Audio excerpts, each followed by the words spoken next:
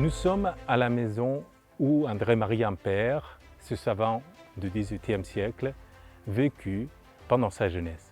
Il s'agit d'une bâtisse du XVIIe siècle qui, depuis 1931, est devenue un musée des sciences et techniques consacré à l'histoire de l'électricité et ses applications.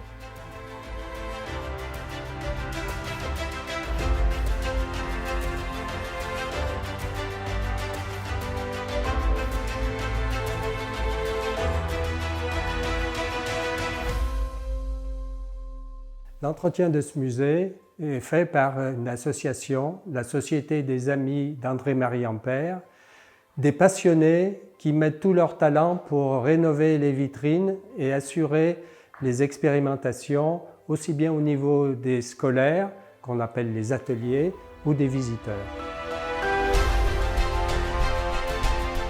Donc dans cette salle, après que nos visiteurs aient découvert l'histoire de l'électricité, nous leur faisons découvrir tous les usages modernes et la façon dont nous la produisons. Nous leur expliquons toute la magie qu'il y a derrière la prise de courant.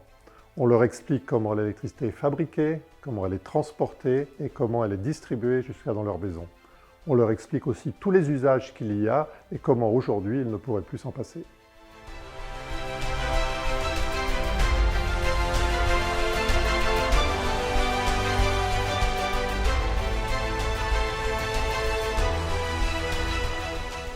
Et maintenant, découverte de quelques pièces du patrimoine électrique de Lyon.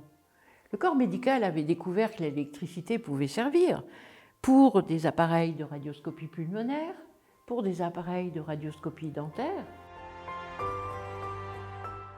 Et maintenant, le rhéostat du funiculaire de la Croix-Paquet, à la Croix-Rousse, ce funiculaire transportait les voyageurs, et ce rhéostat permettait au conducteur de réguler la vitesse au départ, à l'arrivée, sans bousculer ses voyageurs.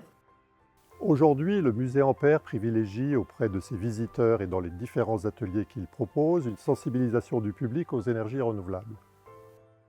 On parle de la transition énergétique, mais également dans différents ateliers du photovoltaïque, de l'éolien et de toutes les énergies décarbonées.